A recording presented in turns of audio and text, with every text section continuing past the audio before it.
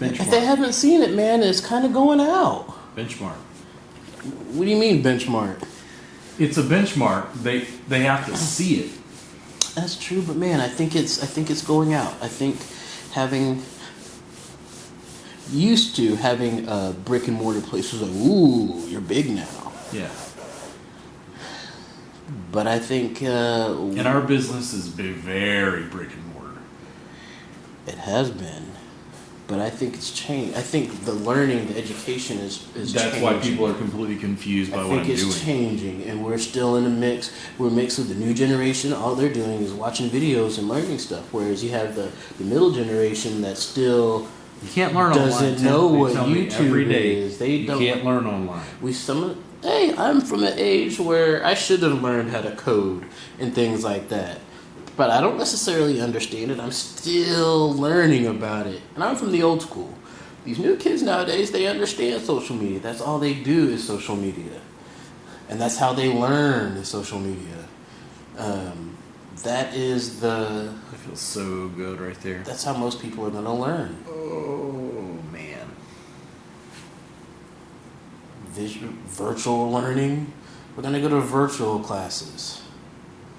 You know, you're going to have your own avatar in there. You're going to, it's... Everything is changing. You just got to be up with it. Ooh, yeah, you can feel this right here.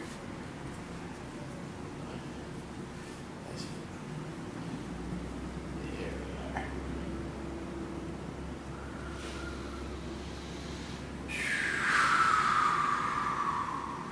Grab that tricep right here. Ooh, Yeah. Feel that?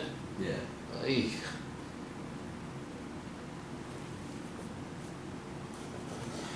It's growing and changing, and I'm just going to continue growing and changing. As soon as people start to catch up, I'm evolved onto something else. And people go, I don't understand, you keep changing it. And I'm like, that's life. Evolve. Evolve. Inner great hill evolves. Yes.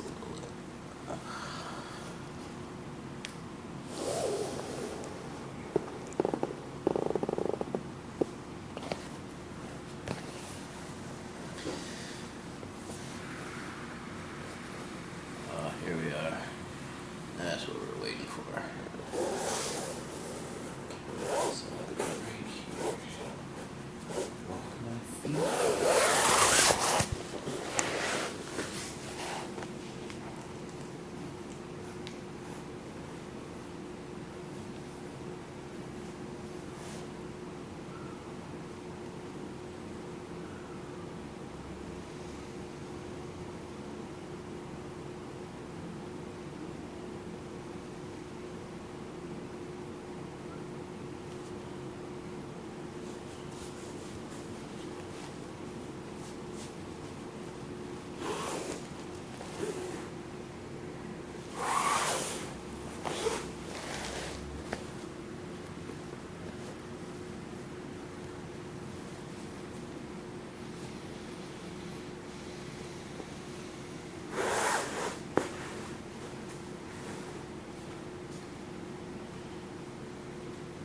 Man, using your hands like your feet, man. It's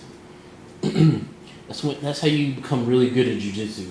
When you're white belt and stuff, you want to know how to use your hands and feet and stuff like that. You have to, in order to do an arm bar and sweep people, right?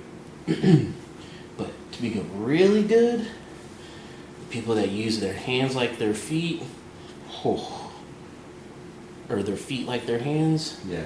those are the ones that are very dangerous, man. And it's risk, brother.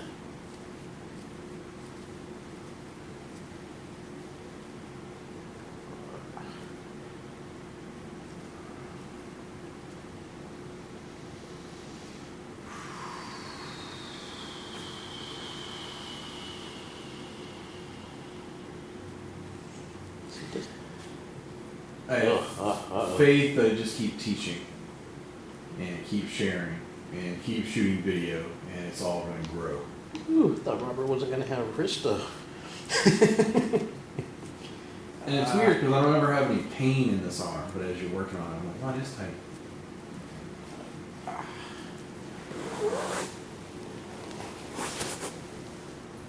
But we use our bodies. Right. Like we're Everything we do. athletes, Yeah, like Everything we athletes. do, man.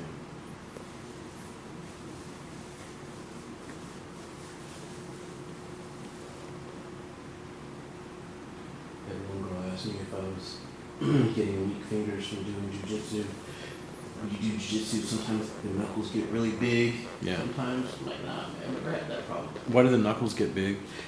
Gripping on the gi and holding on. I mean, that's just. Yeah. It's like the first thing, man, just squeezing and holding.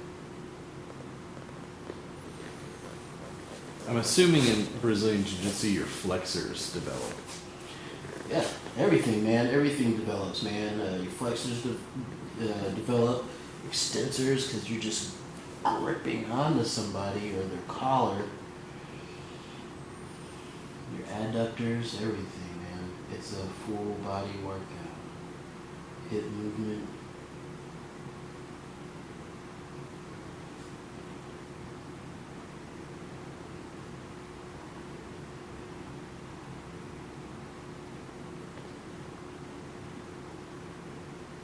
Move that middle finger for me back and forth. Act like you're gonna scratch your palm with it.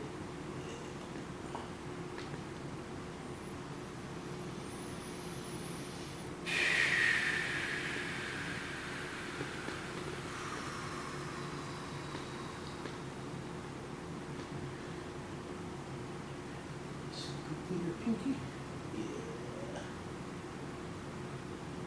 Scratch your palm with it.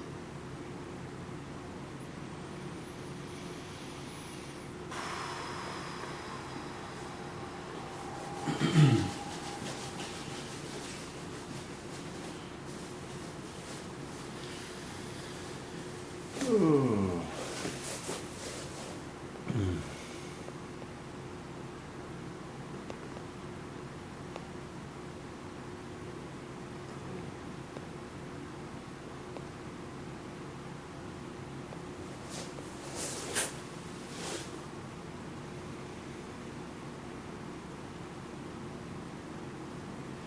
Right. Do some rotation, deep rotation. Turn your thumb all the way down if you can. Yeah. Like you have a big ball in your hand. Big one, big one. Yeah. Now turn your wrist. Oh. Now turn your wrist. Oh, wow.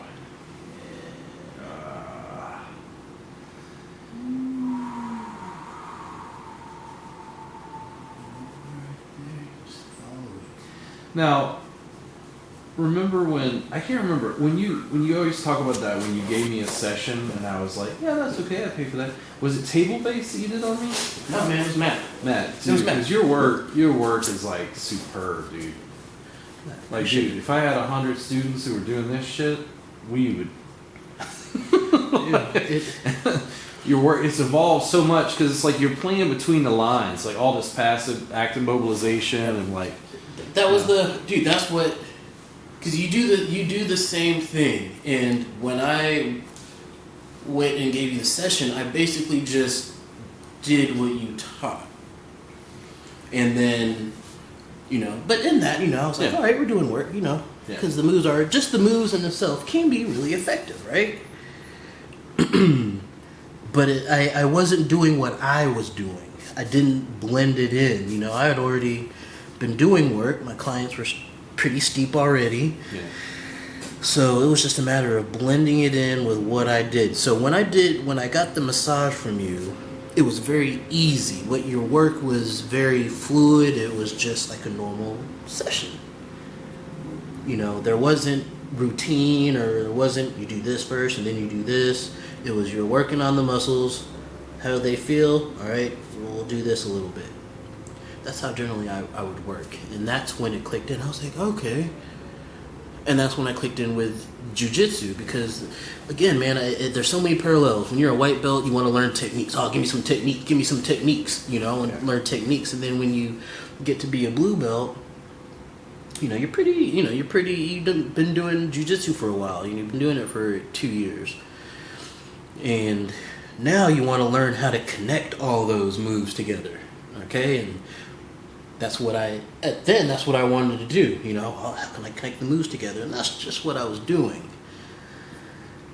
And as you get to be a purple belt or a brown belt, then you can do moves from anywhere. Yeah. You know, you understand the actual move, why you're doing it. You can do it from anywhere. I'm having an instructional designer look at my online stuff and the curriculum because she's trying to help me organize it in a way that's a little more systematic. Because I feel like I have to start them kind of at the beginning and then build them up. But as I've made up my own curriculum, I don't have a huge precedent for like how to structure the curriculum. Do we teach the table first or the mat first? Do we teach them how to use their arms and hands first? You know what I'm saying? Like, there's a lot of layers when you think about how you're going to instruct, how you're going to teach and make it systematic. Walk them through the curriculum so they can develop mastery. Yeah, that's funny because you said that. That's kind of what I was been thinking of. My next class, I was like, my next class, do I want to just do... I basically want to show them what I do. And now it's gotten to the point where it's not... You pay for a session. In that session, you might get some mat therapy, you might get some, you know, some table stuff. And as we work, it might be more mat than table. Yeah. Sometimes it's more table than mat. Depends on how they feel sometimes and how they're responding to it. So I was like, man, I want to teach them some techniques that they can use. And I'll show them how to use that one technique on the table and the mat. Ooh, because you can do this on the table. You showed this on table stuff. Yeah, the physics of this isn't that different. It's... Yeah. But they still have a problem with it. They're like, I've learned this on the mat. I can only do this on the mat. Well, it just, you know, your learning capacity was different because of your Brazilian Jiu-Jitsu background and the development you'd already had in your massage practice. Like, everybody's aptitude can be a little bit different. What I'm talking about in curriculum is almost like, to a degree, a standardization. A white belt's got to have certain skills. A blue belt, a black belt, and just certain skills. And that's what I'm trying over time to slowly develop. It's like, you know, when do you promote them to the next level? How do you structure it? How do you make it systematic?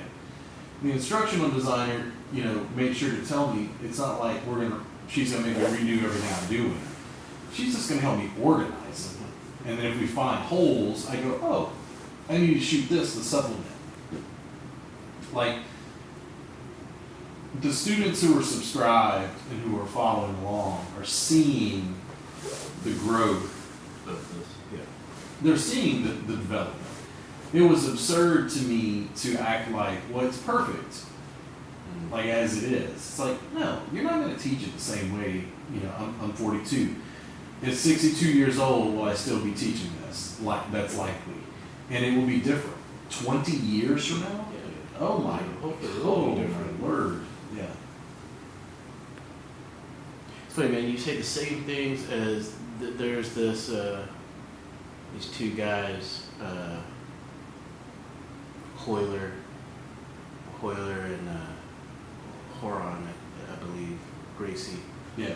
And they said the same thing, you know, because they just started out just shooting videos and they weren't that good. Yeah. Right? And they would do like a Gracie breakdown or something like that. They would see some kind of fight on, like a public fight on YouTube, and they would break it down and be like, oh man, this is what happened, it should have happened. We're going to invite this person that got their ass kicked to come and learn jiu-jitsu. So, anyways, it started, they said basically what you said. I forgot, I wish I could look up the video and show you, but they're like, just, you know, if you're an instructor out there, just start doing the videos. You know, how did we get so big? How did we start doing this? We just started doing it. It was sucky at the beginning, but now we're good at doing it now. Yeah. So, and you know, that's the thing. Keep doing it. Oh, here we are. The practice itself is everything. Like, that's why I say I can teach, but like, people had to do. They're like, wow, you know, they're paying $7 for access to video and to me to ask questions. And they act like, but it's so little. And I'm like, listen, you're the one who's got to put in, you know. So they complain about how much they plan, how much no. So when they look at other educators, they're like, dude, I don't understand. Because they're going, dude, you're